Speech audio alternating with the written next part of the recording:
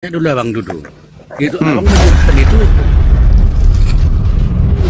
Sahabat-sahabat dimanapun berada, saya Zulkifli M. Abbas mengharapkan sahabat-sahabat semua untuk kemudian mensubscribe, like, dan juga men-share channel kita ini. Salam Tauhid, salam satu Tuhan. Begitu juga di dalam Lukas 24 nomor 44, Yesus datang ke bumi untuk menggenapi semua perkataan yang tertulis tentang dia di dalam kitab Mazmur, kitab Nabi-Nabi, dan kitab Taurat. Terus? Nah, berarti kalau Yesus harus pergi meninggalkan dunia ini berdasarkan kitab-kitab terdahulu, Yesus ini orang benar kan, Bang? Ya jelas bagi kami iya. Nah, apa rencana Tuhan terhadap orang benar? Celaka atau selamat?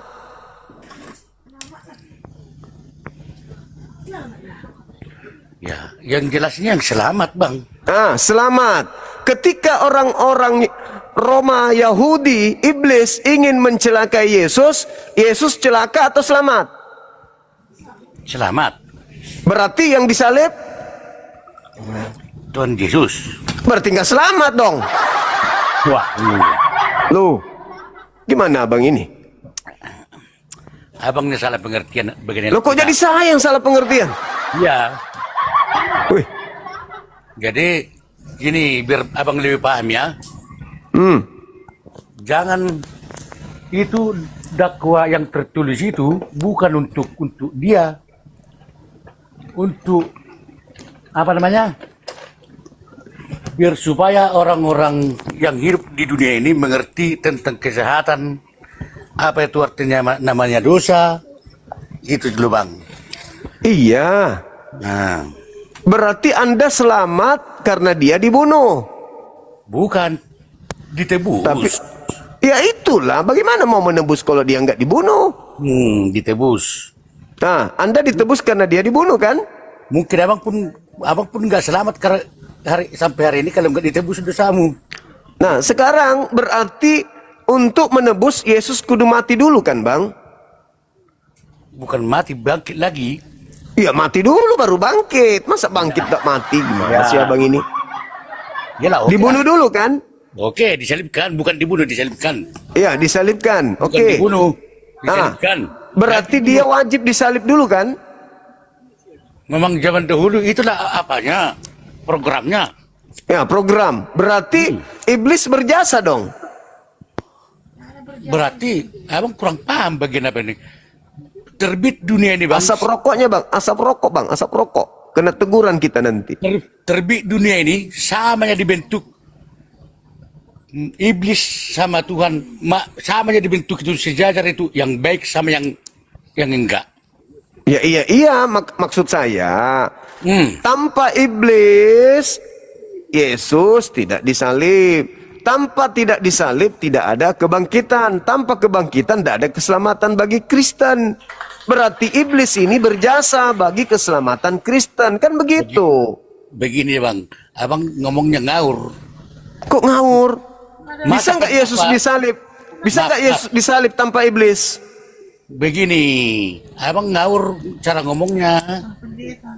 Ya, Begini, ngawur. bagaimana? Bagaimana ngawurnya? Bisa nggak Yesus disalib tanpa iblis, Bang?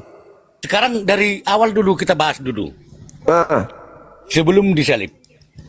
Sebelum disalib, Yesus melarang orang-orang membunuh.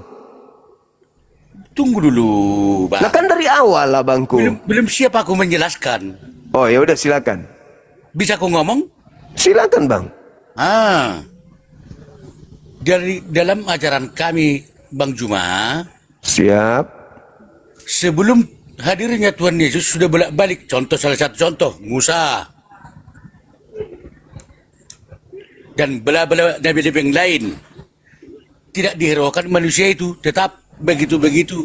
Nah, jadi semenjak kehadiran Tuhan Yesus,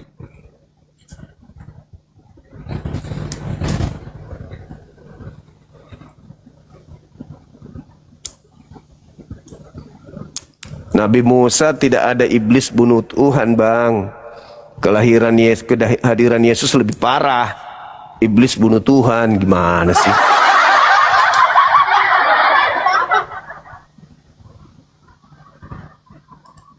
Neng, boleh? Buatkan abad ya sayang, boleh?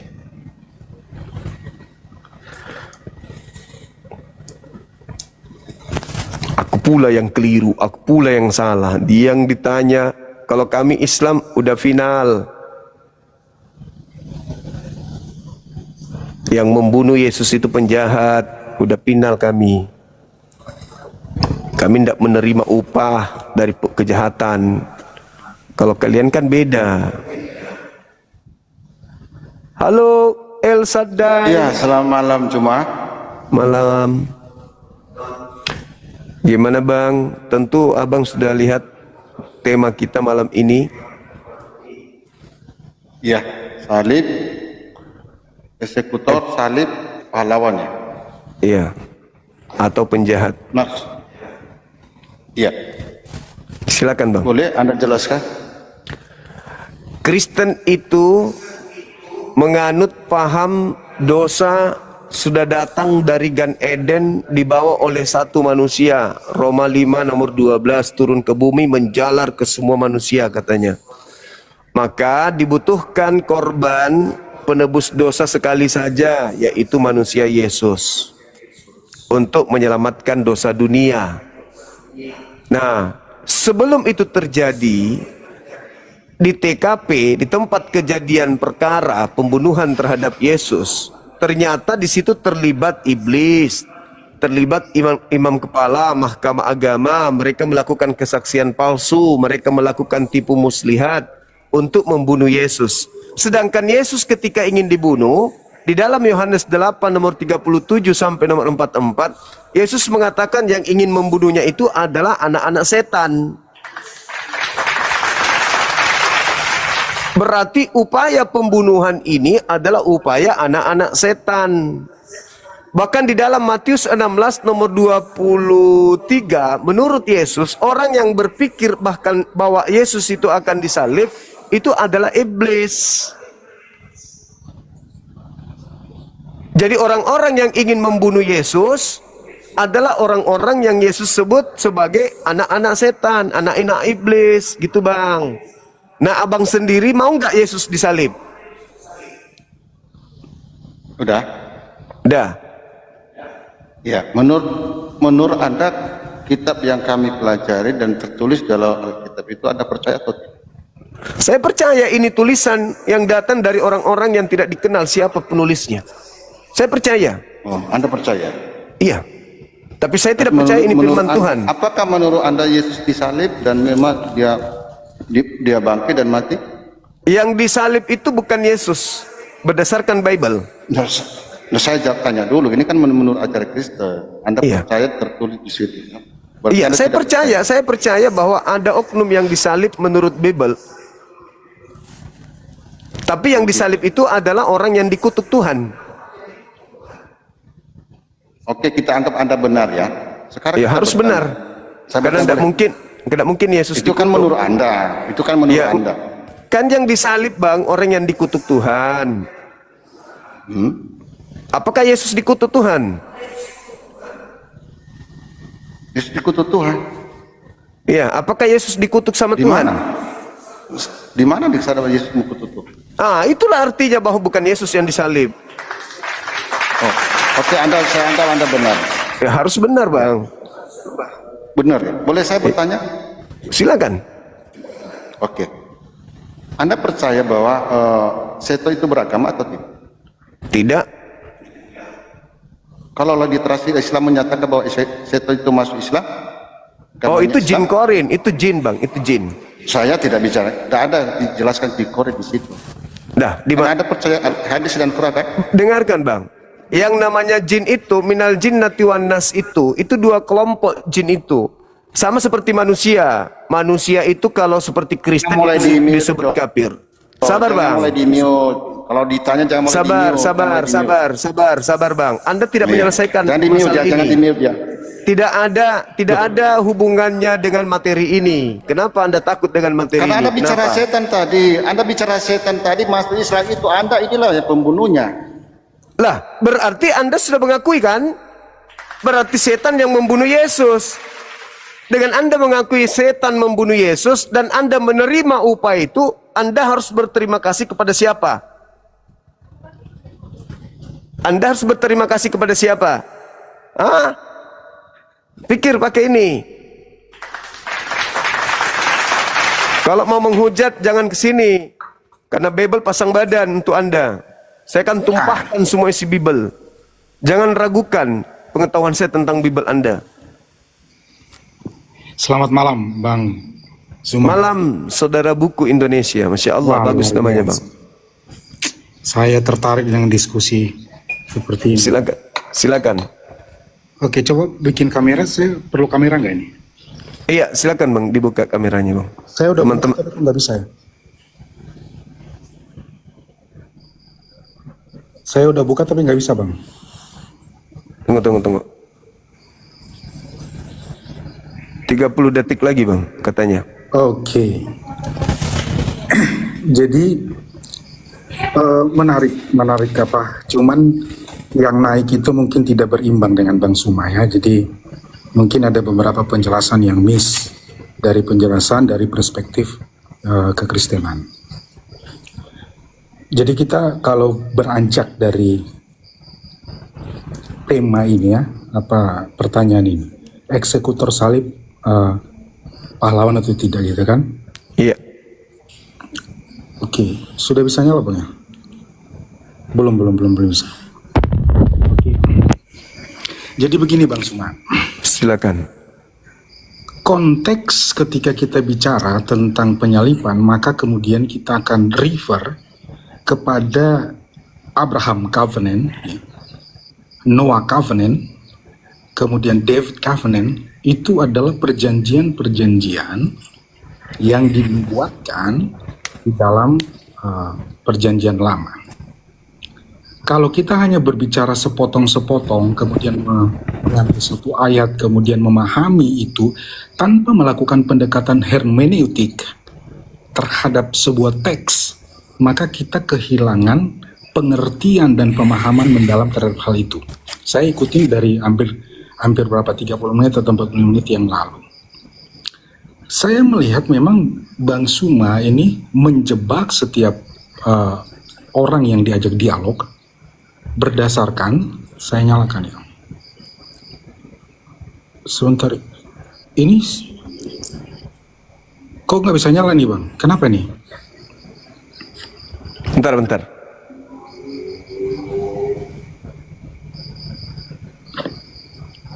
Masih 45 detik, kok bisa ya? Oke. Dari apa ya, anak-anak desa dan lain sebagainya, saya melihat memang mungkin anak itu belum punya banyak pemahaman terhadap konteks keseluruhan Alkitab. Sehingga kemudian memberikan peluang besar kepada Bang Zuma untuk memutar-mutar dia ke dalam ayat-ayat yang sesungguhnya itu dipahami hanya sepotong-sepotong. Itu pertama.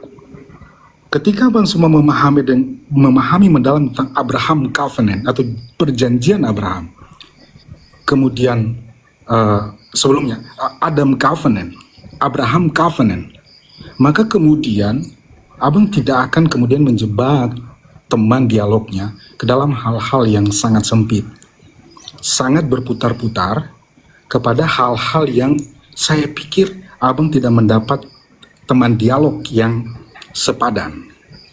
Oleh karena itu, waktu ini saya gunakan secara perlahan-lahan. Nubuatan yang Abang pahami itu apa? Seperti itu Bang. Saudara, di depan saya kalau orang Kristen berbicara nubuatan itu percuma. Kenapa saya katakan percuma? Karena syukran Sabrian, sahabat-sahabat yang lain, Cahaya Purnama. Begini saudaraku, yang paham tentang kitabnya Yahudi itu bukan Kristen. Kristen itu hanya pandai berfilsafat, tapi dia tidak mengerti secara global tentang kaidah pewahyuan kitabnya orang Yahudi kepada mereka orang Yahudi. Kalian hanya mengambil dengan sentralisasi Yesus, orang ini dipasang dulu nih, baru kita carikan, kita kutui mana yang bisa kita jadikan sebagai acuan untuk dianggap itu untuk Yesus. Itu Kristen. Bagi saya, orang yang selalu berbicara nubuatan ada di sini, itu bullshit. Itu hanya pembodoh. Sabar dulu. Anda punya Bible di situ? Saya punya bahkan 10 versi.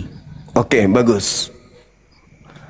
Anda coba buka di dalam Yohanes 11 nomor 45. Sebentar. Cara main kita, cara berdiskusi kita, Anda Bang Suma yang terhormat, jangan melempar ke ayat sebelum kemudian sebuah pre-understanding kita mulai. Oke, baik. Sekarang kalau gitu, kita ingin mengurai. Yang paham Bible itu, perjanjian lama itu, imam-imam kepala, mahkamah agama, orang Farisi atau saudara? Ya, saya kan tanya dulu abang. Tadi, ini harus dijawab dulu. Oke, saya jawab, habis itu abang jawab ya. Iya. Pertanyaan saya yang awal, abang jawab dengan pertanyaan lagi kan? Makanya Siap. saya berhentikan. Itu namanya retorika waktu yang melakukan hal itu. Menjawab pertanyaan dengan memberikan pertanyaan, itu retorika yang dibangun kemudian sering dilakukan oleh Yesus. Saya jawab pertanyaan abang jawab pertanyaan, memahami nggak tentang konsep nubuatan dalam perspektif Alkitab? Itu nanti abang jawab setelah saya jawab. Tadi pertanyaan abang gimana? Oke, silakan.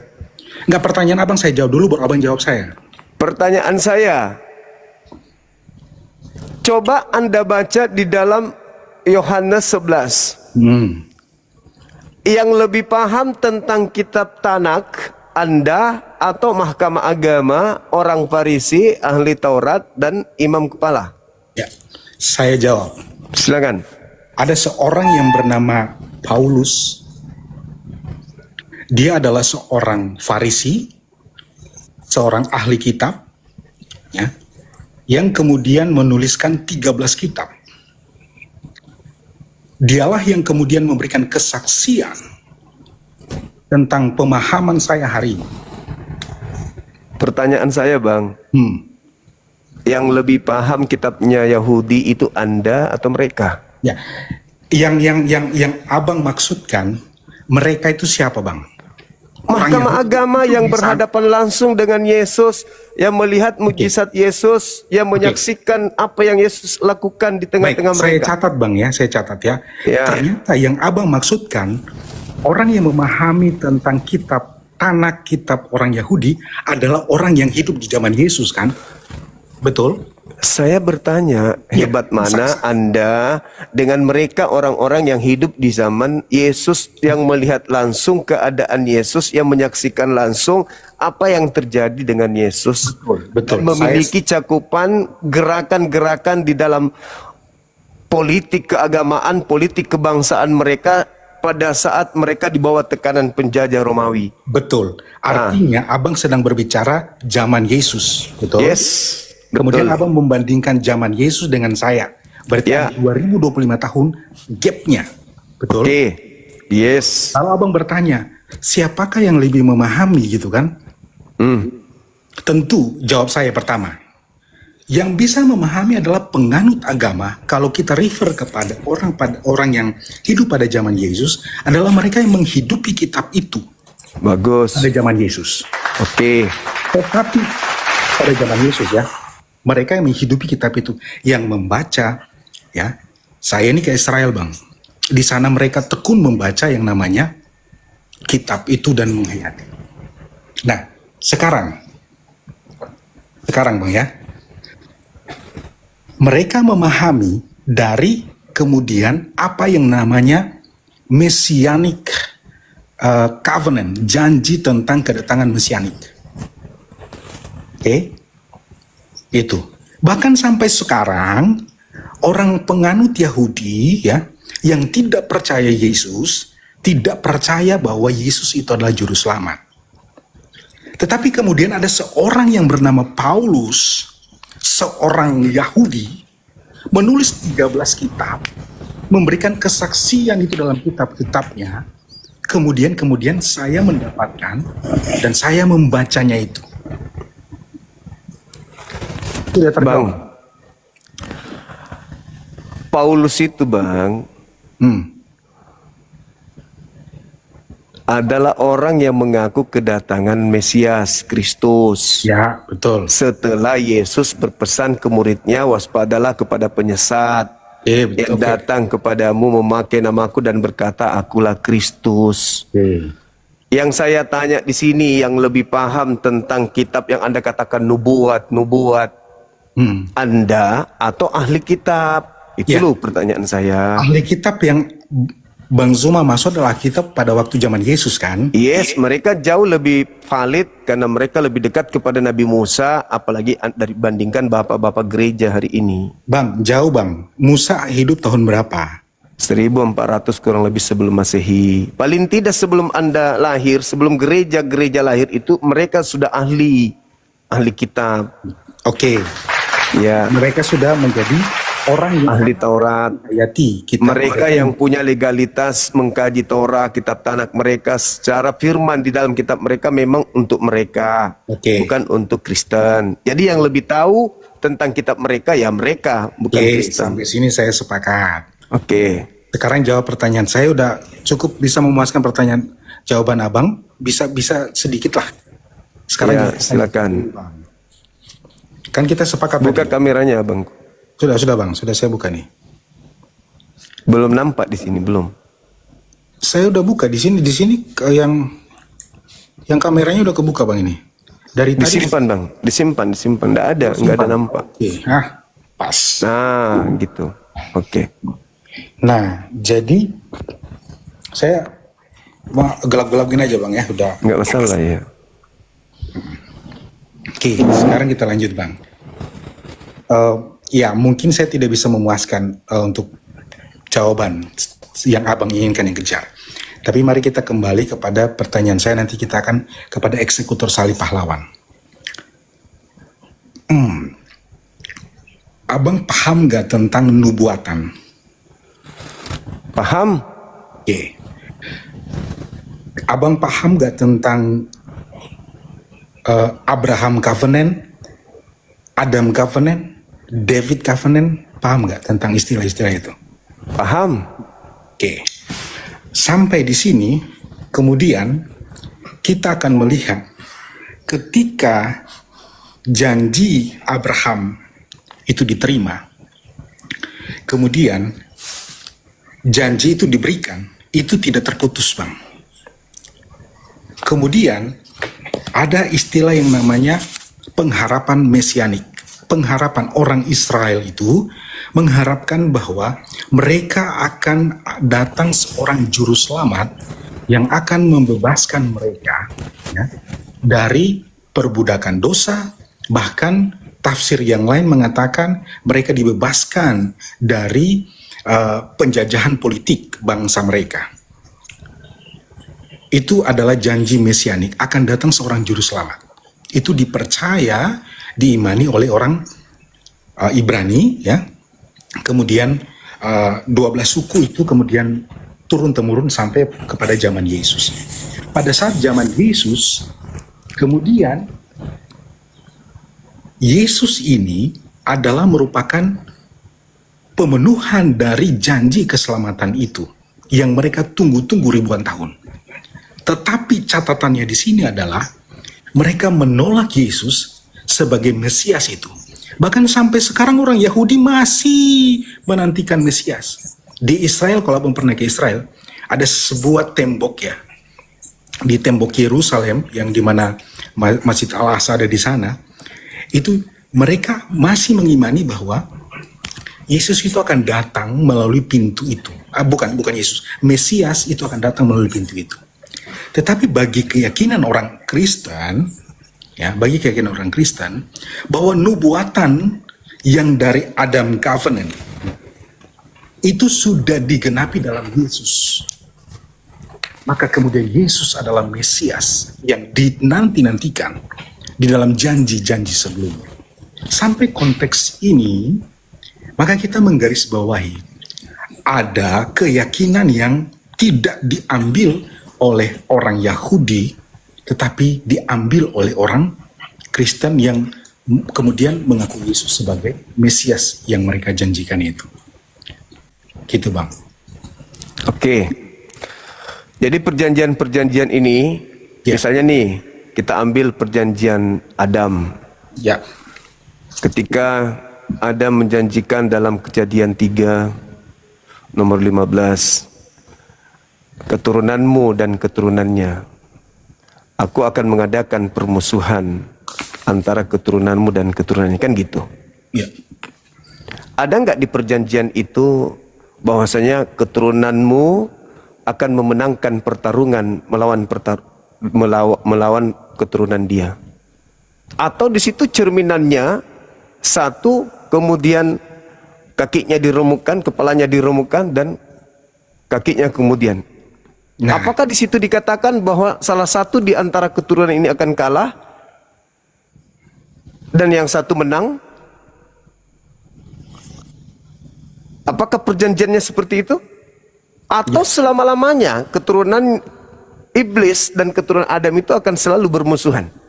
ya. Dan implementasi hari ini adalah kalau konsep Kristen itu Yesus datang untuk sebagai juru selamat, apakah keadaan manusia sebelum Yesus datang dan keadaan manusia setelah Yesus datang mati di atas salib membatalkan kutukan yang diberikan oleh Tuhan berdasarkan kejadian di Gan Eden itu beda? Atau tetap saja orang bermatian, tetap saja orang melakukan dosa? Apa perubahannya dan seterusnya? Ya. Gak ada hubungan. Itu yang pertama Bang. Yang kedua, perjanjian Abraham. Ketika berbicara mengenai perjanjian Abraham, yang terjadi kepada Abraham di situ, yang pertama, janji Tuhan akan membuat keturunannya menjadi banyak. Dia akan menjadi sembahan anak-anaknya dan keturunannya secara turun-temurun. Tidak ada janji Tuhan kepada Abraham bahwa keturunannya ini nanti akan menghapuskan dosa dunia. Yang ada adalah siapa yang memberkati engkau akan aku berkati, siapa yang mengutuk engkau Abraham akan aku kutuk. Iya kan? Ya, ya. Nah, sekarang siapa yang mengutuk keturunan Abraham? Disalib. Dan siapa yang menghindarkan keturunan Abraham dari kutukan itu? Itu, jelas itu. Maka cakupan ini terlalu meluas. Makanya saya angkat tema. Karena Kristen ketika berkata bahwasanya Mesias datang kepada Bani Israel menolak. Oke. Ditolak sebagai apa? Ditolak sebagai inkarnasi Tuhan, atau ditolak sebagai manusia juru selamat layaknya Harun, layaknya Daud, layaknya Saul, layaknya Salomo, Hezekia, Musa. Itu dulu. Karena ketika mereka memiliki konsep Mesias, Mesias itu adalah pahlawan, dia adalah manusia pilihan Tuhan mereka yang datang untuk membebaskan mereka dari tekanan. Nah, sedangkan ketika Yesus nih yang ngomong, hidup kekal diperoleh oleh Bani Israel, di mana cakupan utusannya itu mereka orang Israel bisa dapatkan bila mana mereka menerima Yesus sebagai utusan Elohim. Bukan Elohim yang turun menjadi manusia, mati, nebus dosa Yahudi, apalagi dosa dunia. Itu konsep yang muncul belakangan di luar konsep Mesiasnya Bani Israel. Itu Mesias Kristen tuh. Tapi itu tidak diajarkan oleh Yesus. Mesiasnya Kristen, konsepnya Kristen, tidak diajarkan oleh Yesus. Yesus datang menekankan, Yohanes 17 nomor 3. Bani Israel boleh selamat memperoleh hidup kekal bila mana mengenal Tuhan satu-satunya yang mengutusnya dan mengenal dirinya sebagai utusan Tuhan. Selesai. Nah, maka muncul pernyataan lapis daripada tema ini. Bagi Kristen, orang yang menyalib Yesus itu pahlawan atau penjahat. Yahudi nggak nerima upah dari salib, Islam tidak nerima upah dari salib. Yang menerima upah dari salib itu Kristen. Maka Kristen harus punya ruang untuk menjelaskan, oh ini kenapa kami nerima salib itu. Karena salib ini adalah orang-orang yang diberkati Tuhan yang menghadiahkan. Ini adalah upah kerja orang-orang yang diberkati. Sehingga pekerjaannya adalah keselamatan. Apakah demikian adanya? Faktanya tidak kan? Yang menyalib Yesus adalah orang-orang yang kemudian pelaku dosa. Bahkan terlibatnya iblis menyebabkan adanya penyaliban. Lalu, bagaimana dengan Yesus ketika ia ingin disalib? Apakah ia terima?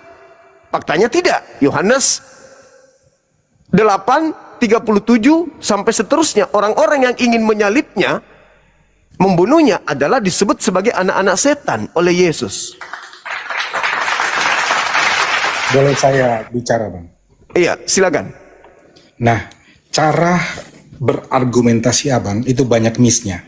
Pertama, terjadi namanya logika apa ya?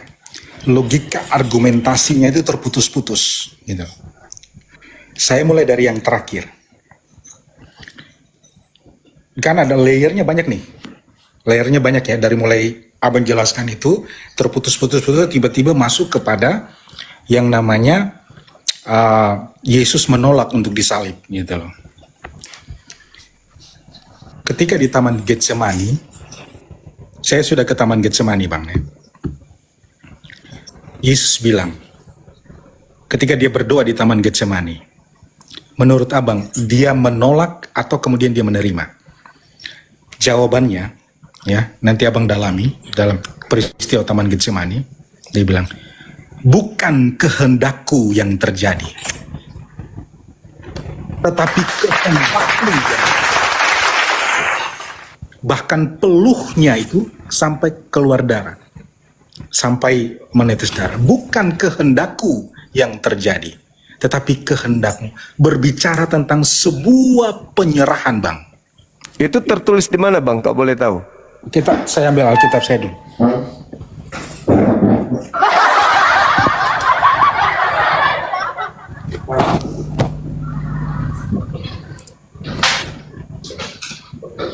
Mau yang bahasa Inggris atau bahasa Indonesia, Bang? Bahasa Indonesia aja, Bang. Oke, Bang.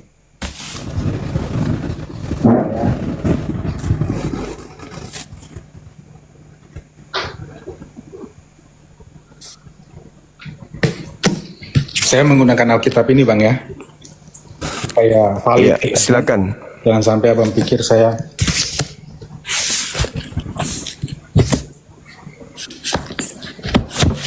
ini layernya kan banyak ya, jadi penjelasannya itu tidak bisa terputus satu-satu. Tapi saya saya ikut cara berdiskusi Abang yang lompat-lompat, ya. Tapi saya mencoba mengikuti ritme ini dengan pelan-pelan menunjukkannya.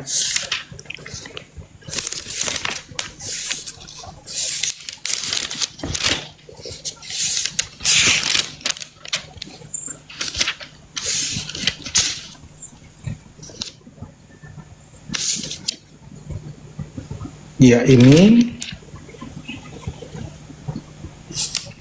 Yesus di pemakaman dia di Taman Getsemani itu di dalam Matius 26, Bang, ya.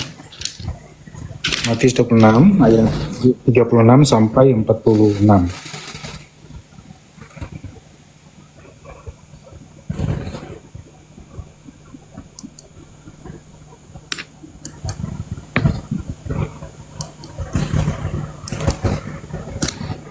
Maka senternya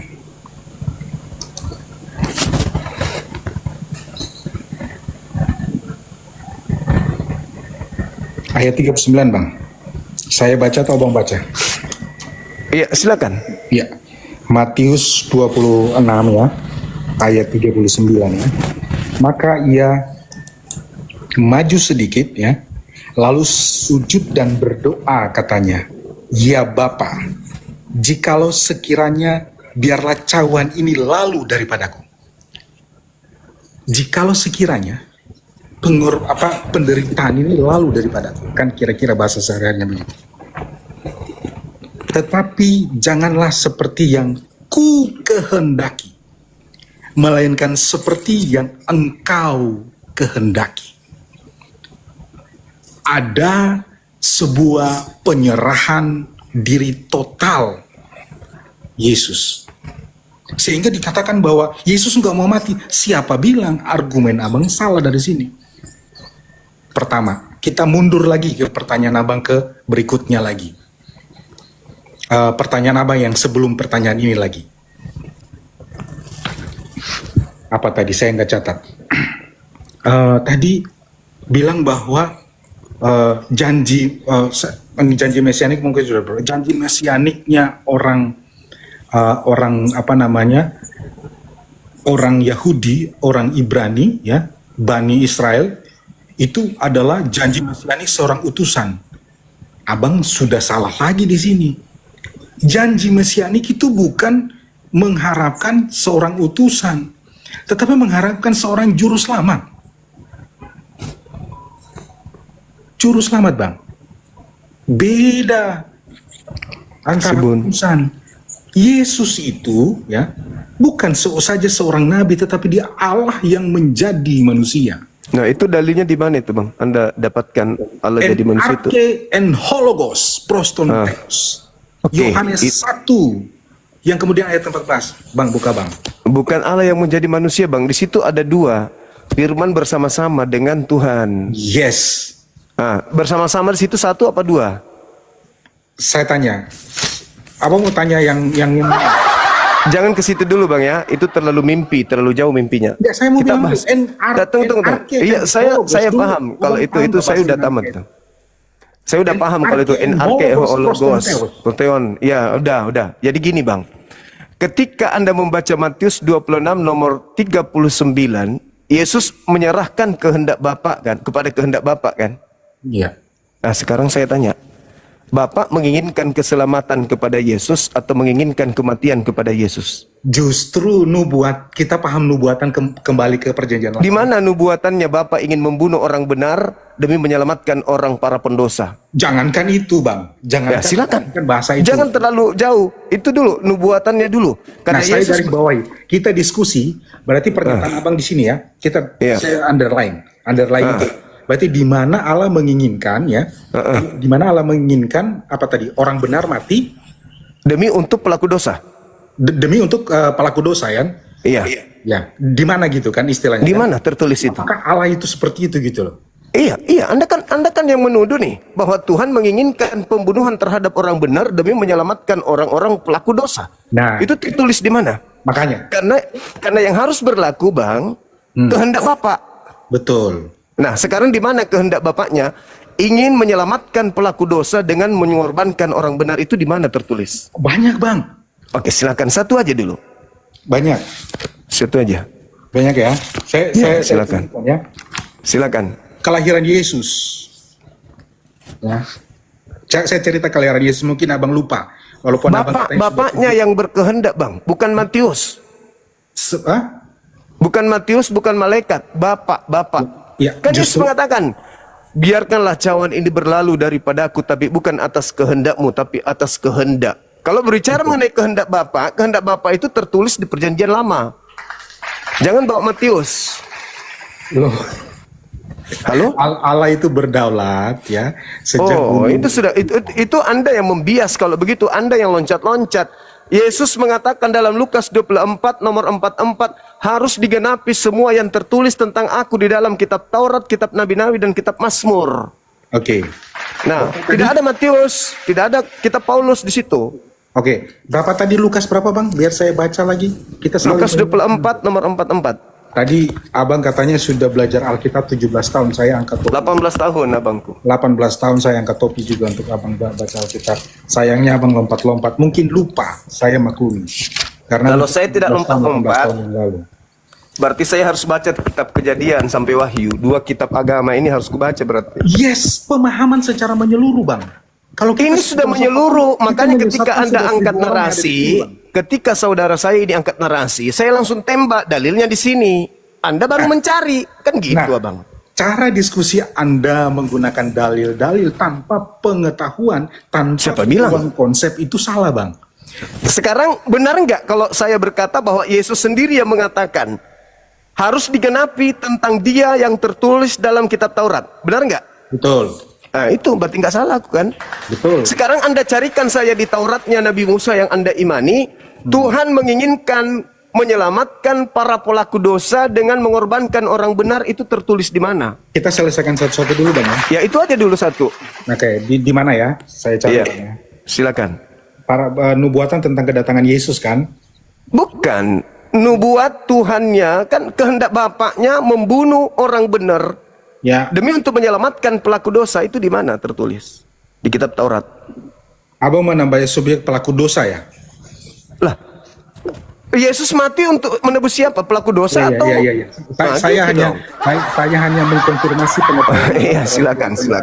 Silakan saudara, silakan. Jangan emosi Bang ya. Enggak, sama sekali enggak emosi. Saya suka orang Saya yang senang dengan cara diskusi mencintai apa ilmu. Saya suka. Yang tenang, kita diskusi saling memberikan ini. Iya, Di silakan. mana sebentar saya buka referensi. Saya juga kadang lupa kan. Nah, kita punya referensi. Silakan. The secondary source yang kemudian kita lihat. Iya.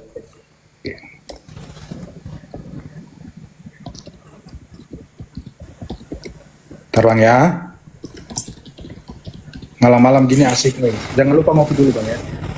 Iya, makasih. Kita Bang, nggak usah tegang-tegang. Enggak, saya berharap ada dari pihak Kristen yang mampu kemudian untuk keluar dari masalah ini. Silakan. Saya sepakat Bang. Kalau sebelum-sebelumnya mungkin mereka orang Kristen yang taat, tapi mungkin belum punya pemahaman yang ya bukan gini. Kita mungkin sedikit membaca saja. Ya.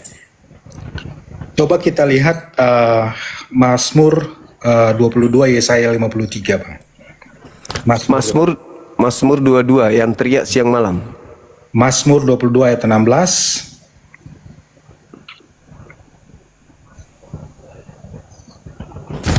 Terus? Ya, Mazmur 22 17.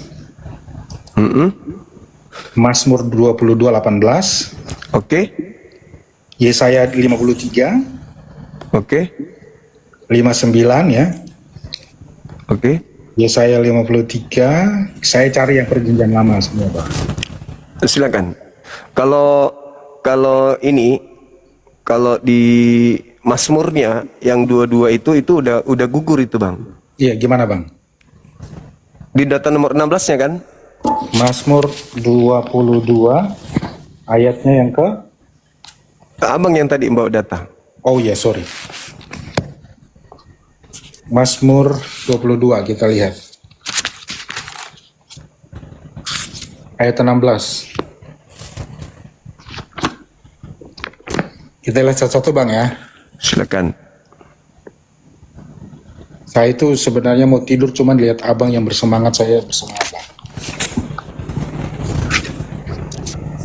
Mazmur 22 ayat 16, Bang ya. Iya. Saya bacakan.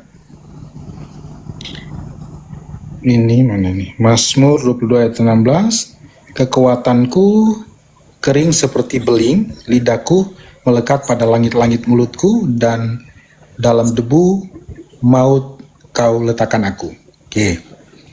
Itu Mazmur ini ditulis oleh Daud, lagu Rusa, Mazmur Daud ya. Ya. Mazmur Daud. Mazmur 22 ayat 16.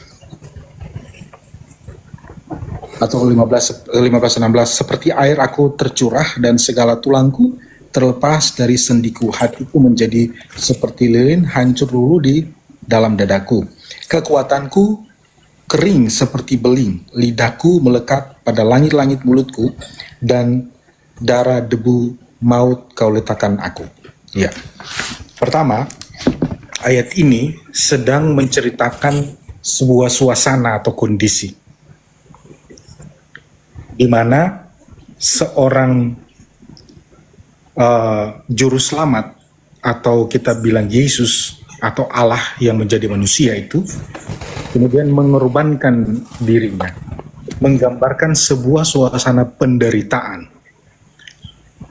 Tidak ada penebusan dosa tanpa ada penumpahan darah.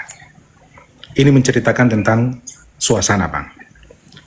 Jadi bagaimana kemudian kesakitan, kemudian penderitaan itu harus diambil oleh Yesus untuk menebus setiap dosa manusia. Karena kenapa harus Yesus? Karena dialah yang sempurna.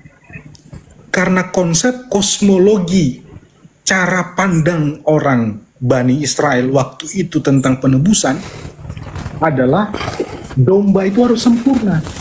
Kalau manusia berdosa kayak kita, kayak abang bilang, di Nusa Kambangan banyak yang tertusuk apa tadi sebelumnya itu. Itu tertusuk, kakinya tertusuk paku dan sebagainya. Banyak orang seperti ini. Bedanya mereka bukan orang sempurna. Kalau abang mau mengorbankan satu domba, ya, dalam tradisi pengorbanan orang Yahudi, itu harus domba yang sempurna. Makanya Yesus itu adalah yang sempurna. Tidak ada yang bercacat. Kalau orang Nusa Kambangan banyak yang tertusuk paku, bukan penebusan dosa. Itu karena ketusuk paku, Bang. Boleh saya tanggapi ya Bangku? Oke, silakan Abang. Ya. Jadi gini, ketika muncul pertanyaan terkait dengan doa Yesus, baik itu yang ada di Matius 26, nomor 39, atau yang ada di dalam Lukas 22, ya kita harus paham dong bahwa Yesusnya menyerahkan semuanya kepada Bapa. Sehingga saya bertanya, mana kehendak Bapa membunuh orang benar, menyerahkan orang benar demi menyelamatkan para pelaku dosa. Nah, saudara saya ini mencoba mengambil Mazmur berapa tadi? Mazmur 22 ayat 16. Nah, data nomor 1, nomor 2 itu sudah nggak cocok dengan Yesus.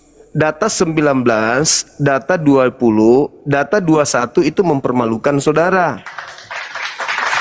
Kenapa? Karena di data 21 itu ternyata doanya orang tersebut dikabulkan oleh Tuhan. Dia berdoa untuk diselamatkan dan Tuhan mendengarkan doanya. Sehingga tidak salah Ibrani 5 nomor 7, sebagai manusia Yesus memanjatkan doa kepada Bapa yang sanggup menyelamatkannya dari maut, dan atas kesolehannya doanya dikabulkan. Coba Anda baca nomor 19 ya. Bang, aku potong intinya di data Bang. nomor 21. Bang, sebentar, Abang boleh pakai perjanjian baru, saya nggak boleh, nggak fair Bang. Enggak, saya mengatakan benarlah apa yang dikatakan oleh Ibrani 5 nomor 7, doanya dikabulkan. Perjanjian lama tuh baru Bang. Oke, dengarkan saya saudara. Konsisten dong. Saya dengarkan saya. Abang lo lompat ke perjanjian baru. Dengarkan saya. Di data nomor 19-nya itu dikatakan, aku menyeru kepadamu, tetapi engkau Tuhan janganlah jauh dari aku. Jangan jauh dari aku, segera menolong aku.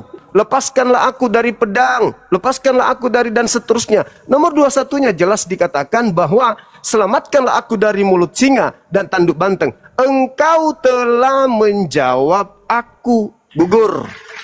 Ya, sebentar. Sebentar. Gugur, Bang. Pemahaman Abang tidak prematur kayak gitu. Tidak langsung. Enggak, saya tanya.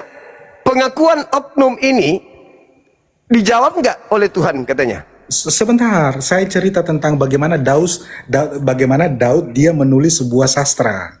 Ini harus iya, hermeneutika lagi nih muncul ini. Tentu dong, kita nggak bisa lepas. Terus kenapa harus kita melakukan suatu eksegesis terhadap sesuatu yang sudah jelas? Dan engkau mendengarkan doaku, engkau mendengarkan permintaanku. Kenapa mesti? Itulah kemudian pentingnya belajar hermeneutik. Supaya bisa kita belokkan makna yang sesungguhnya gitu. Enggak, hermeneutik itu justru memperjelas makna, bukan membelokkan makna, Bang. Nah, sekarang ketika doanya dikabulkan, it is makanya. Abang jangan prematur kemudian lalu bilang, oh, di sini langsung final doanya dijawab. Terus gimana ceritanya? Coba Anda tafsirkan. Buka kitab Ibrani. Kenapa? Buka kitab tafsir Ibrani. Jangan ke situ, kan tadi kita dilarang. Loh. Bukan Ibrani, maksudnya apa namanya? Kitab perjanjian lama, tapi tafsir bahasa Ibrani. Ya. Silakan. Nah, gitu. Itu kan itu enak cara pendekatan hermeneutik lah yang kemudian silakan. Bukan langsung mengambil ini, Bang, ya. Bentar. Saya cari Alkitab Ibrani saya, Bang, ya. Boleh. Bentar.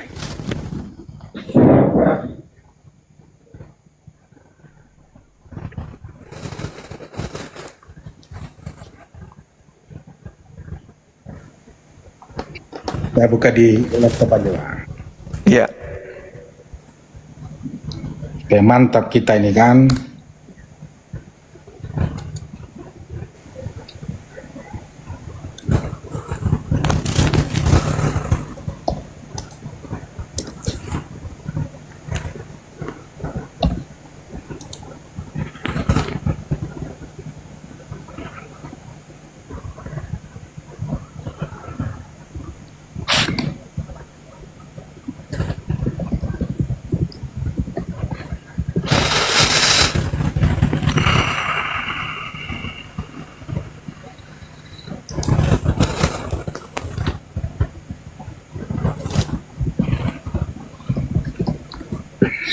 Oke, Bang ya. Ya.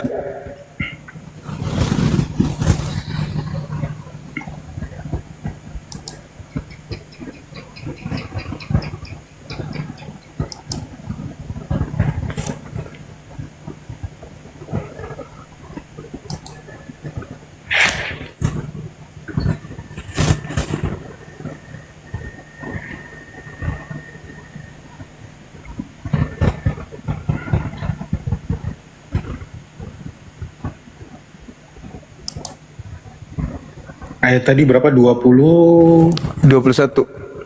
21 22. Iya, kalau di Ibraninya mungkin. Kalau di terjemahan Mazmur yang engkau Mazmur 22, oke.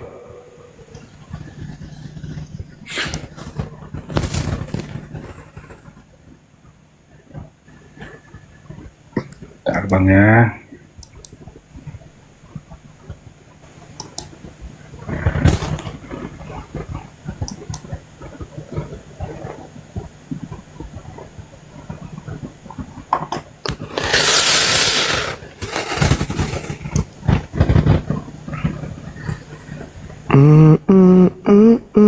Nah, kepada saudara.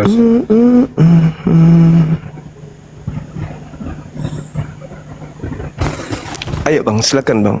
Ya.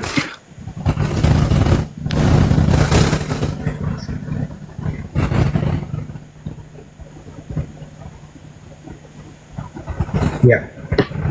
Nah.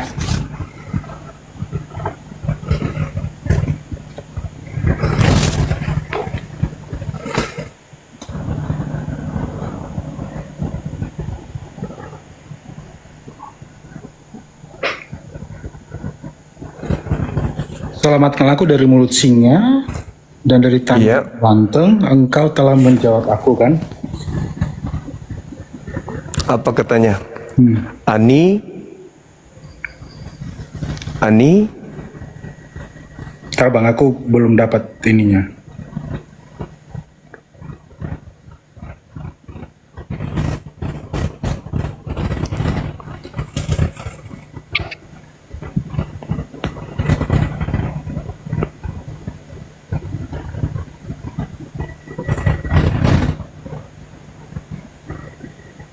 Kan dia teriak tuh, Hawasi ini selamatkanlah aku.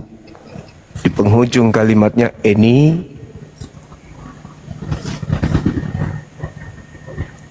Ini menserukan penderitaan kecil. Ani. Saya kata Mas.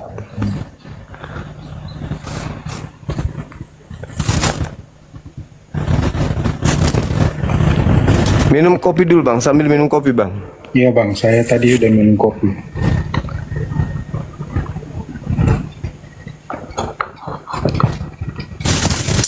Alhamdulillah.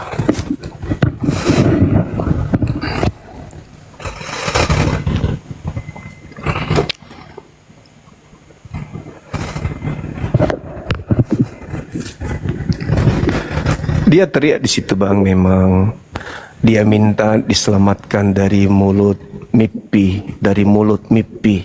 Lepaskan singa Arye, kemudian dari mulut, dari tanduk banteng Omik Garne, apalagi kemudian dia minta juga diselamatkan dari lembu liar Remim. Akhirnya Ani dan kamu menjawab aku. Gitu abangku. Telah menjawab.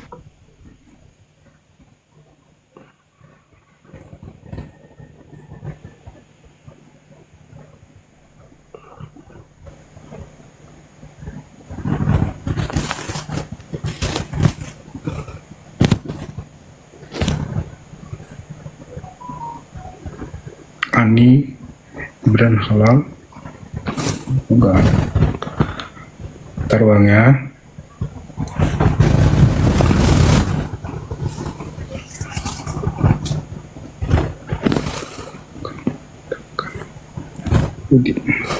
Oh sorry, di Alkitab ini saya malah di ayat 21 kalau dalam Alkitab Ibrani.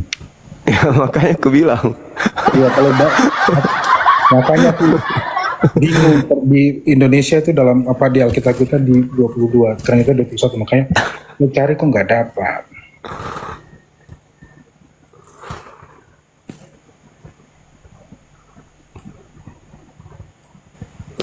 Teman-teman di YouTube, terima kasih banyak dukungannya, Masya Allah.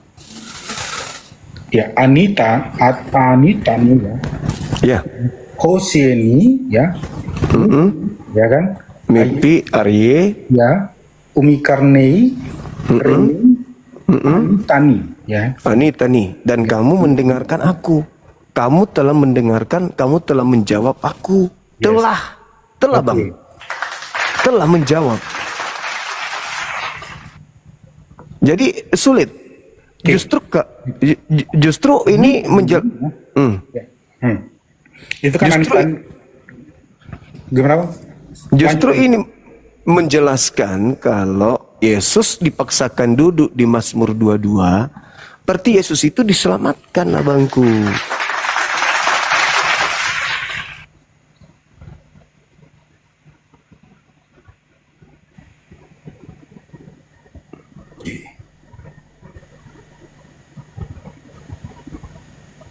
Oke, Anita nih. Oke, Anita nih. Oke. Ya, mari Bang, kita melakukan pendekatan hermeneutik Anitaninya. Ya, silakan. Nah, jadi pemazmur, ya kan?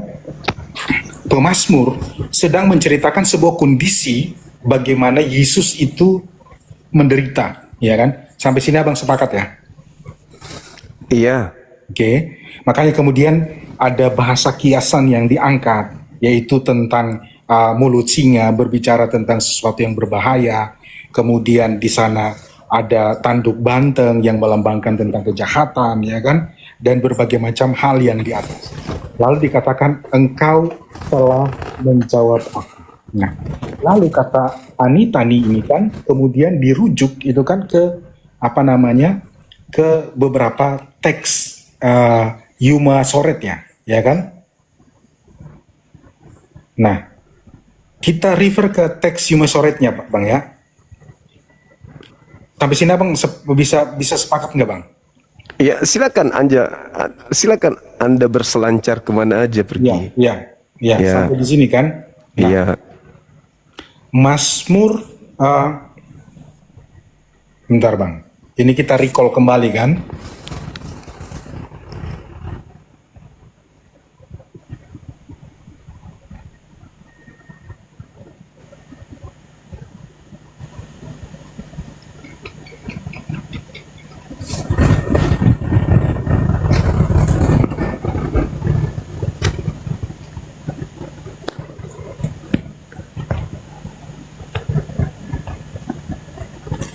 Itu sama bahwa itu menusuk sama.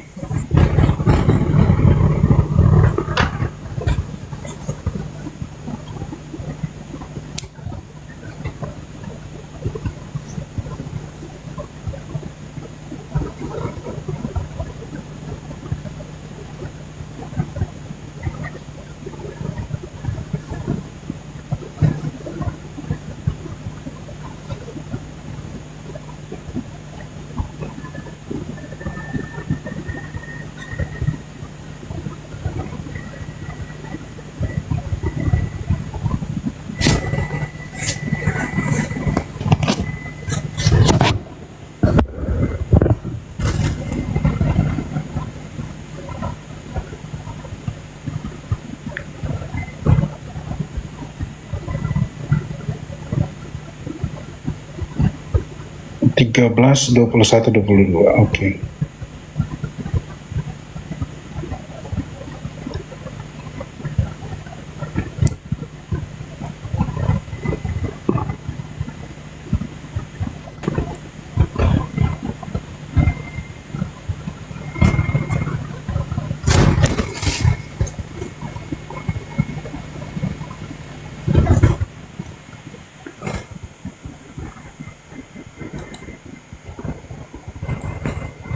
Oke, nah, jadi ayat Mazmur 22 ini kan menggambarkan tentang yang namanya proses penyiksaan Yesus persis seperti yang terjadi kalau kita ke yang namanya Yuma Soret kan. Sampai sini kan Abang Pang. Hanya Abang mempermasalahkan di ayat yang engkau telah menjawab aku. Nah, penjelasan mengenai singa itu merupakan teks yang kemudian diambil untuk bisa dilihat dalam pemahaman orang Ibrani itu seperti dia dipaku seperti itu kan.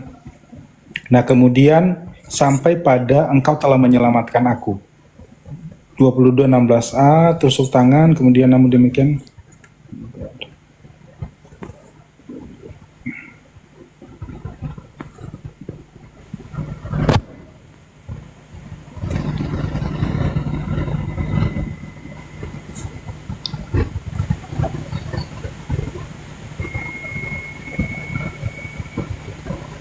Oke, kita jadikan PR dulu Abang untuk saat ini. Nanti saya akan cari. Engkau telah menjawab aku ya. Dalam Inatani tadi, nanti saya akan lihat beberapa pendekatan tafsir yang lain. Karena di sini dia tidak menjelaskan God Questions ini tidak menjelaskan tentang itu lebih terperinci, tapi dia menjelaskan tentang kiasan-kiasan yang digunakan dalam Yuma Sore tadi. Saya ini jadikan ini sebagai PR saya, nanti saya akan jawab.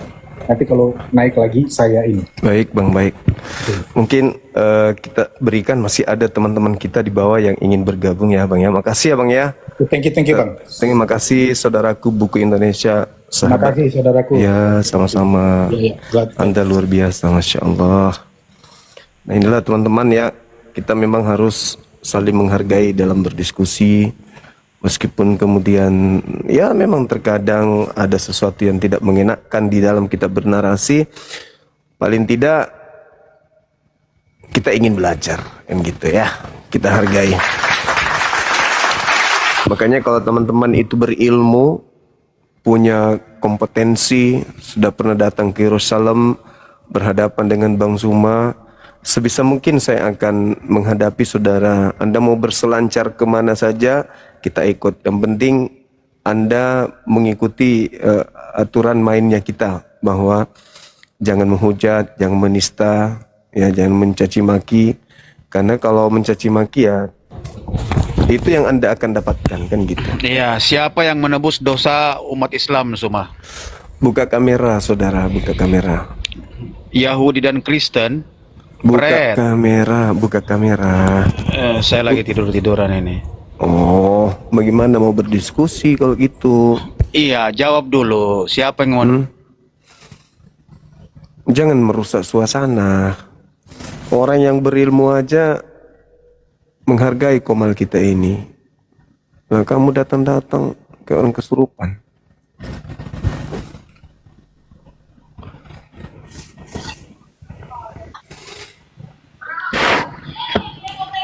Halo. Halo Bang, Steki Antolis. Bisa buka kamera, saudara?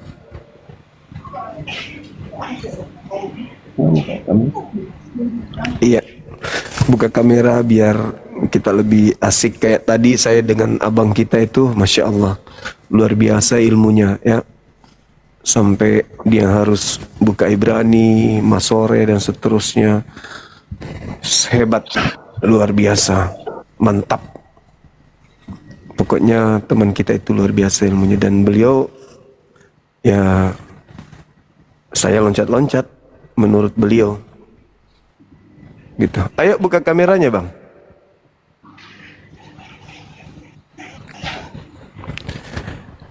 Abangku sayang, buka kameranya. Biar kenapa tidak mau tak buka? Tak kunci. Tak kunci. Coba ditendang. Tendang saja. Mundur 3 langkah, habis itu maju ketepak. Oke. Coba.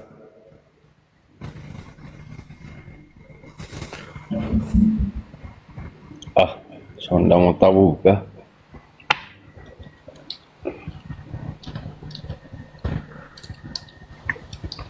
Dan di YouTube saya ketik judul ya.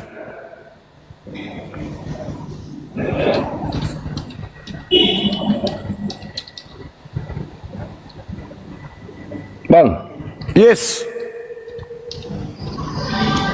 apa kabar?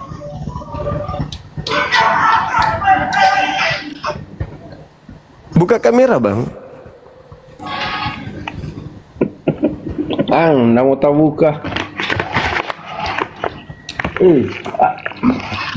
Andre, kenapa nggak mau tahu buka ini kamera? Nggak tahu, apa itu?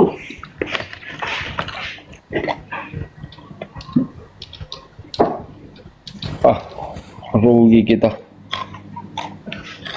Lempar Jo.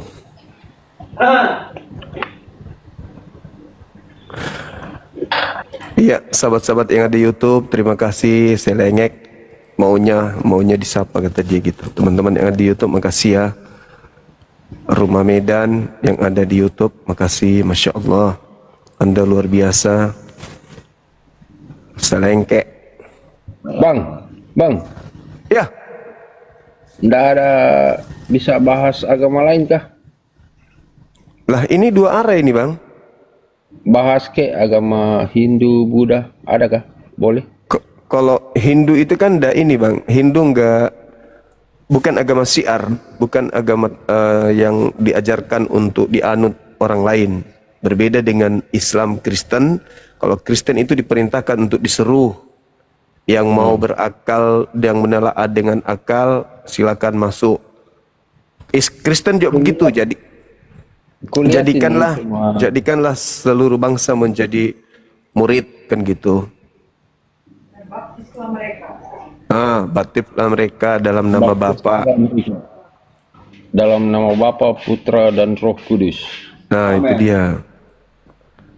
Tapi aku ini, Bang, orang Buddha.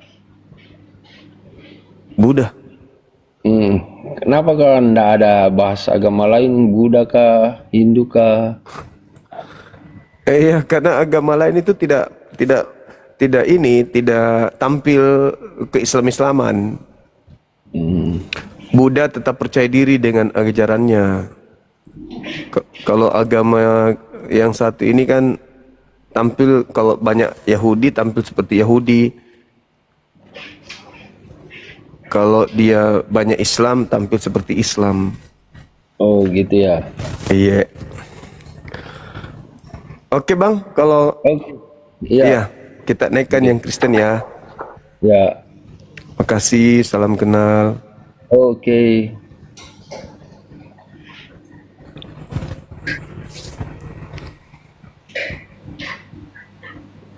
Belum tak turun ini Bang. Turun Bang, lewat tangga lah. Masa mau lewat jendela bangku ini? Abang lah yang turunkan. Oh iya, sorry.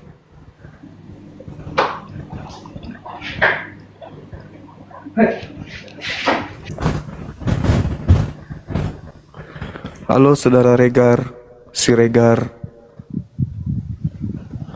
Bang Siregar. Halo. Halo.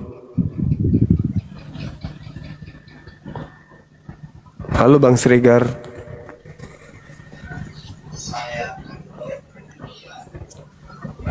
Sombong kali abang ini, dipanggil-panggil nggak diam-diam aja.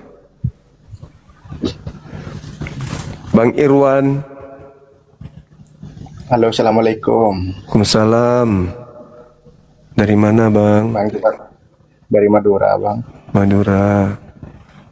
Okay. Di sana sudah jam 3 ya Bang ya? Jam 12 bang. Jam 12. Oh, Cuman menyampaikan aja bang. siap. Cuma semangat terus ya. Abang yang nggak semangat loh, lemas sekali abang. Gimana mau suruh kita semangat? Nah, kita udah semangat 45. Abang semangat ya bang. Apa pula mau kasih semangat? Harus lebih semangat lagi abangku. Halo saudara Bomel, apa kabar? Adakah onde-onde? Sekarang ini aku lagi pengen makan ubi singkong yang diparut lalu dibulatkan, di dalamnya itu ada kelapa parut dengan gula merah. Pingin kali makan itu. Kenapa pingin makan itu? Karena kalau ada yang patwa-twai bisa dilempar ke depak kayak bola kasti.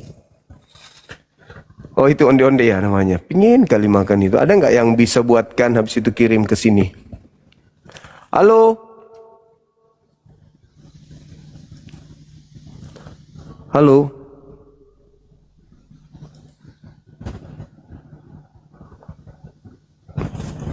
Penyabar abang kita ini. Penyabar kali abang kita ini. Serius. Sabar, sabar-sabarnya. Bang Handi ada di bawah. Udah jam 1 Bang Handi. Saatnya kerja Bang Handi.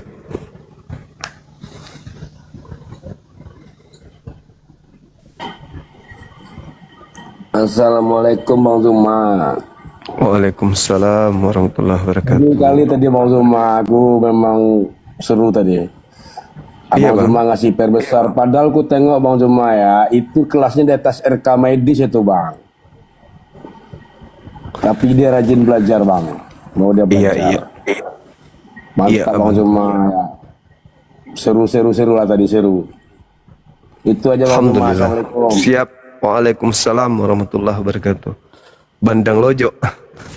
Kirim dulu ke sini. Lagi pingin makannya. Serius. Assalamualaikum Bang Andi. Waalaikumsalam warahmatullahi wabarakatuh. Iya. Wah, Ambil alih. Ambil alih dulu Bang Andi.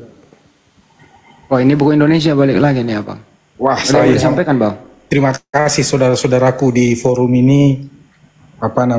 Saya berterima kasih karena berdialog dengan Bang Zuma yang luar biasa ini. Saya Bang.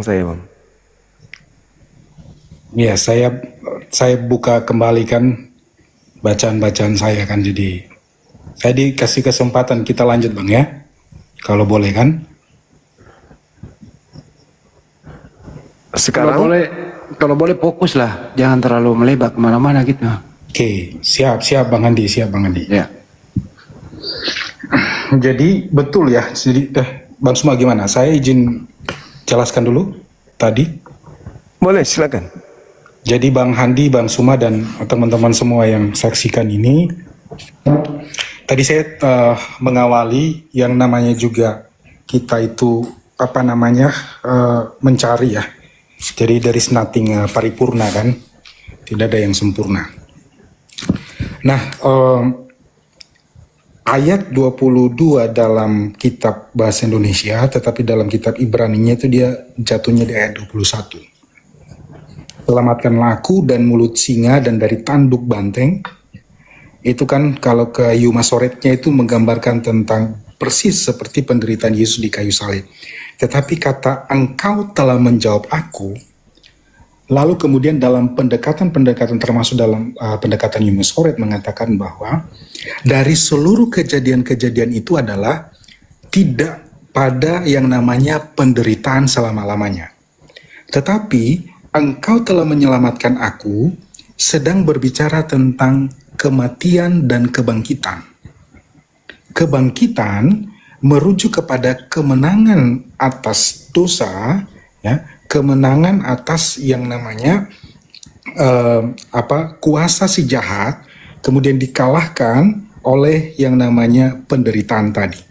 Jadi ternyata bahwa saya baru tahu bahwa dalam pendekatan tafsir ini maka tidak bisa dilihat serta-merta bahwa penderitaan yang diungkapkan di atas itu diselamatkan. Tidak.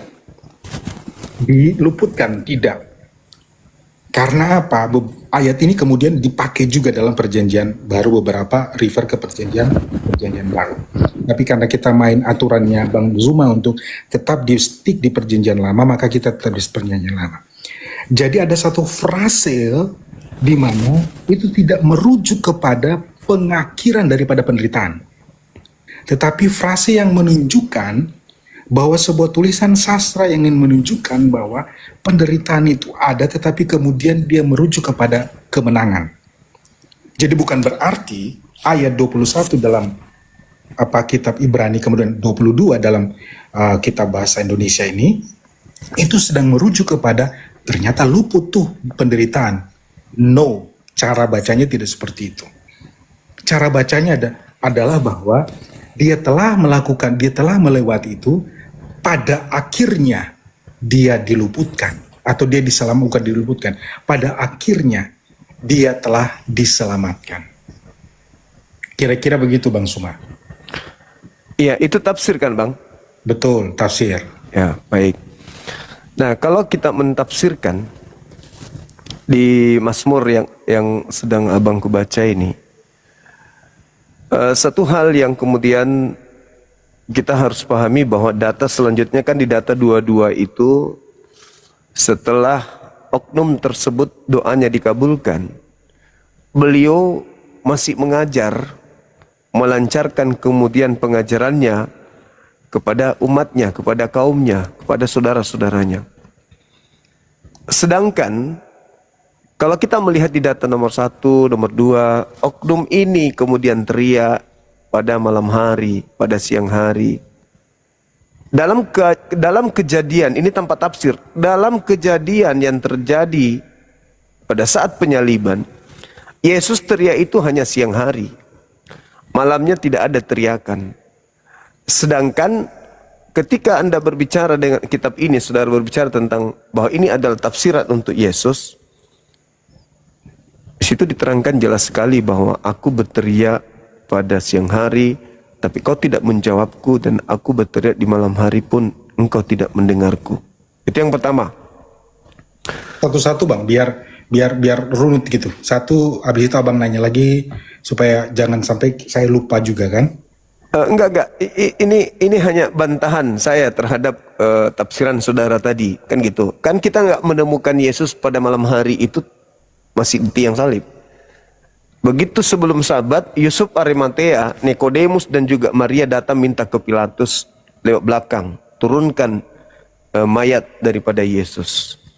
Akhirnya mereka ambil dan dimakamkan kemudian di pemakaman Yusuf Arimatea. Nah, terkait dengan asal kita lari ke situ, kita berbicara mengenai kehendak Bapa. Iya.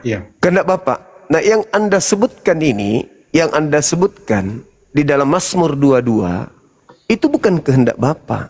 Itu cerita yang membahas tentang keadaan seseorang. Itu bukan kehendak Bapa. Kalau kita berbicara mengenai kehendak Bapa, itu ada di Mazmur 91, Mazmur 37. Itu baru kehendak Bapa. Contoh misalnya, kita ambil di Mazmur 91. Dan Mazmur 91 itu memang ada kaitannya dengan tragedi Yesus. That's why I say you lompat-lompat Bang. Satu-satu dulu Bang. Yang tadi, oke. Jawab dulu, baru Abang lanjut. Oke. Saya rangkum dulu, 30 detik. Bang. 30 detik. Menurut saudara, cerminan yang muncul di dalam Mazmur 22 itu secara keseluruhan, itu cerminan kehendak Bapa kah? Atau itu curhatan seorang yang membacakan sebuah kidung atau biduan yang sedang kemudian memimpin suatu biduan, suatu cerita, suatu keadaan, mereka berharap, memohon kepada Tuhan. Atau itu kehendak Bapa? Karena yang kita tahu di Mazmur 22 itu bukan kehendak Bapa. Itu keinginan seseorang mengharapkan keselamatan kepada Tuhan.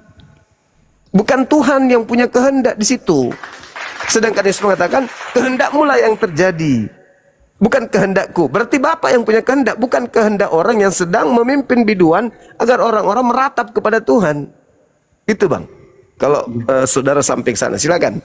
Oke, thank you Bang. Kita kembali kepada jawaban apakah kehendak Tuhan.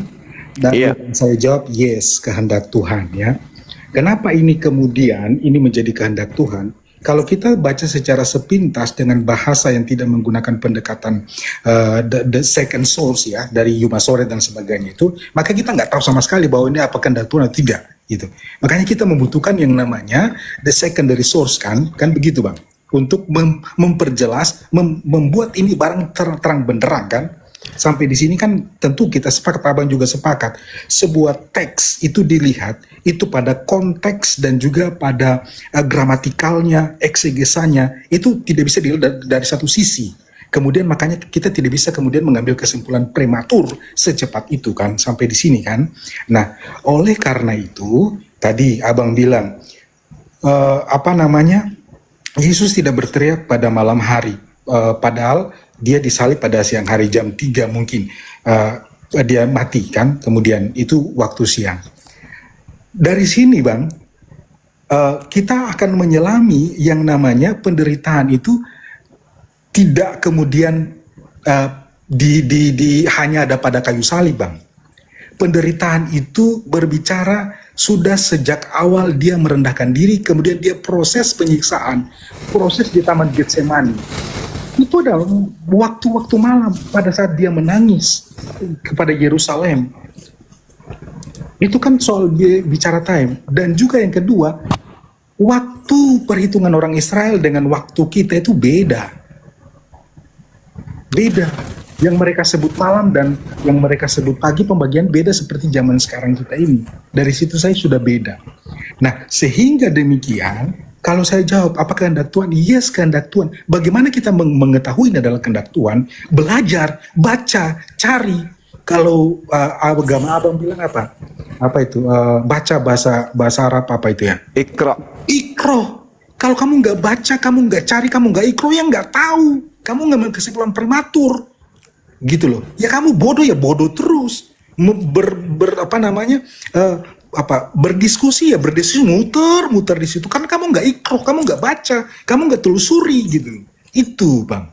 Jadi tidak sesederhana itu. Yesus berarti puncak daripada kematian disalib, tetapi penderitaan itu adalah sebuah proses yang berjalan. Pada waktu saya contohkan di Taman Getsemani itu bukan siang Bang, bukan jam 3, itu dia berdoa malam. Nah, begitu. Jadi gini loh, dalam saya ini diskusi Bang. Saya mohon maaf kalau saya agak sedikit suara ini karena agak sedikit semangat gitu, sehingga that idea that I have itu bisa terdelivery dengan baik. Jadi saya mengikuti perdebatan di room ini karena mereka tidak baca, mereka baca buku yang enggak, baca Alkitab yang enggak, mereka telusuri. Saya akuin abang baca. Sehingga tadi saya dapat PR karena abang baca. Tapi saya mau bilang, baca tidak sampai di situ. Tetapi let's we extend this. Kita lihat ini dalam berbagai macam perspektif. Orang kalau sudah melihat dari perspektif, maka pemahaman itu akan terbuka gitu Pak. Iya, saudaraku. Menurut pemahaman saudara nih, dalam cakupan narasi-narasi yang muncul di Mazmur 22 secara keseluruhan, itu tangisan atau ratapan manusia kepada Tuhan, atau itu adalah catatan-catatan yang mencakup tentang kehendak Tuhan terhadap seseorang? Oke, saya itu ratapan orang hamba kepada Tuhannya, atau itu adalah putusan-putusan Tuhan tentang orang benar yang sedang berdoa kepadanya? Betul. Pertama, betul apa yang abang bilang itu adalah sebuah ratapan. Nah, ratapan. Berarti bukan Tuhan punya kehendak, tapi kehendak manusia agar dia diselamatkan, kan gitu? Sebentar bang. Ya, saya belum selesai. Betul, ini adalah sebuah tulisan ya. Daud dikejar-kejar oleh Saul, kemudian dia menulis bagaimana perjalanan hidupnya, kemudian dia menulis di itu. Ingat bahwa dalam pendekatan pemahaman Alkitab, yaitu Allah mengilhamkan firman-Nya kepada orang-orang pada zaman itu, ya. Dia mengilhamkan itu, kemudian di sana kemudian dia mengungkapkan kebenaran-kebenaran bisa melalui ratapan orang, bisa melalui cerita orang, misalnya cerita-cerita Nabi, cerita-cerita sahabat Nabi.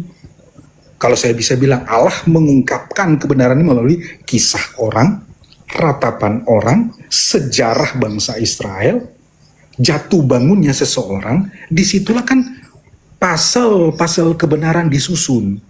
Kan begitu. Pasal-pasal kebenaran dicari. Karena kita ikroh, karena kita mencari, karena kita pengen tahu, disitulah. Jadi melalui ratapan itulah kebenaran terungkap. Saya kasih ilustrasi. Ada ibu yang nangis-nangis. Misalnya, ibu yang misalnya dia nangis-nangis sambil dia meratap anaknya dibunuh. Terjadi, maksudnya anaknya dicelakakan lah contoh. Ketika dia menangis-nangis, polisi yang datang kemudian dari ratapan itu keluar kebenaran-kebenaran. Oh, anak saya baru tadi baru bersepeda, baru main di depan ini, tiba-tiba dia sudah nggak ada pada pukul begini. Catatan-catatan itu mengungkapkan kebenaran, membantu polisi untuk mengkonfirmasi bahwa ternyata anak ini di sini. Kurang lebih ilustrasinya kayak gitu. Jadi saya bilang melalui ratapan orang-orang yang dipilih Tuhan, dia menyampaikan kebenaran-kebenaran, menyampaikan pasal-pasal, menyampaikan potongan-potongan supaya manusia memahami apa kehendaknya. Jadi tidak, abang jangan berharap bahwa Tuhan itu datang dengan suara guntur yang besar kemudian dia berbicara, hai manusia, engkau harus bertobat. Tidak seperti itu. Justru Tuhan memakai sejarah manusia, Tuhan memakai cerita manusia, Tuhan memakai ratapan manusia untuk menyatakan kehendaknya. Gitu, Bang. Oke Bang, jadi gini, itu tafsiran abang, sah-sah saja itu tafsiran sebagai seorang Kristiani. Tapi ketika Yesus jadi takaran, harus tergenapi semua yang tertulis tentang aku di kitab Mazmur. Berarti merujuk kepada kehendak Tuhan terhadap dirinya. Yesus ini orang benar. Yesus ini bukan pelaku dosa, dia adalah orang yang dikasihi. Berarti kita harus mencari di dalam kitab Taurat, kitab Mazmur yang membahas tentang keinginan Tuhan, kehendak Tuhan kepada orang yang benar, kepada orang yang dikasihi. Contoh, Mazmur 37, nomor 28 sampai nomor berapa? Nomor 40. Bang, yang Mazmur 22 selesai belum? Kita pindah ke 37. Ya, saya punya kesimpulan, itu kesimpulan saudara. Kesimpulan saya tadi di awal sebelum Anda terakhir berbicara, bahwa Mazmur 22 itu adalah ratapan manusia kepada Tuhannya, bukan kehendak Bapa. Maksudnya, kalau yang saya ingin sampaikan ini, seperti di dalam Mazmur 37, itu kehendak Bapa. Contoh misalnya, Mazmur 37, dan juga di Mazmur 91. Di Mazmur 37 dikatakan Tuhan itu cinta kepada hukum. Tuhan mencintai hukum. Tuhan tidak meninggalkan orang yang dikasihi. Nah itu kehendak Bapa. Tuhan kemudian selalu menemani orang-orang yang dikasihinya sampai selama-lamanya. Mereka orang benar, tidak diserahkan kepada orang fasik. Itu kehendak Bapa. Tapi kalau yang tadi itu Eli, Eli, lama sabachthani, itu ratapan manusia kepada Tuhan. Itu kehendak manusia kepada Tuhan. Sedangkan yang Yesus katakan kehendak Tuhan kepada manusia yang benar. Itu. Kalau kita lihat data yang ada di kitab Mazmur 37 yang saya maksudkan itu, Tuhan tidak meninggalkan orang yang benar. Ketika orang benar itu berdoa, maka Tuhan akan menyelamatkan dia. Kemudian ketika orang fasik pengkhianat mengintai dia untuk dibunuh, apa kata dalil dalam Mazmur 37? Tuhan akan menyelamatkan dia. Itu kehendak Tuhan. Itu yang dimaksud. Tapi kalau Mazmur 22 yang Anda baca itu kehendak manusia. Bukankah Yesus? Kehendakmu yang harus terjadi. Berarti yang tertulis di Mazmur yang menjadi keinginan Tuhan. Contoh yang di Mazmur 91 lagi. Dikatakan begini. Ketika dia berdoa, maka Tuhan akan mengutus malaikat untuk menatang dia di tangannya agar kakinya tidak terantuk kepada batu. Nah itu keinginan Tuhan tuh. Yang terjadi di Taman Getsemani Bang, sebelum Anda membaca yang tadi itu, di Mazmur ini, di Matius 26 itu, dia kedatangan malaikat, Bang. Memberikan kekuatan kepadanya. Berdoa dengan sungguh-sungguh di situ. Peluhnya seperti titik darah. Nah, kehendak Bapa, dia mengutus malaikat untuk menyelamatkan orang tersebut agar kakinya tidak terantuk kepada batu. Itu lebih kena daripada yang tadi. Itu ratapan-ratapan seperti itu, ratapan hamba kepada Tuhannya, bukan keinginan Tuhannya kepada hambanya. Itu jelas itu. Jadi kalau kita ingin mengambil data dari pengakuan Yesusnya, maka harus merujuk kepada Mazmur yang muatannya kehendak Bapa, bukan kehendak manusia terhadap Bapa. Coba aja dibaca, Anda baca di dalam Matius Mazmur 37 nomor 32-nya. Ketika orang benar ini diintai oleh orang fasik itu siapa? Amsal 17:23. Orang fasik adalah orang yang menerima suap untuk membolak-balikkan hukum.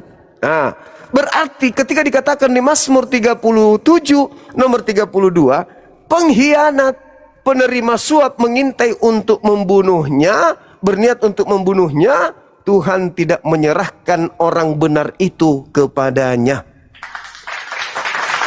Kehendak Tuhan berarti harus merujuk kepada Mazmur yang bercerita tentang kehendak Tuhan kepada orang benar.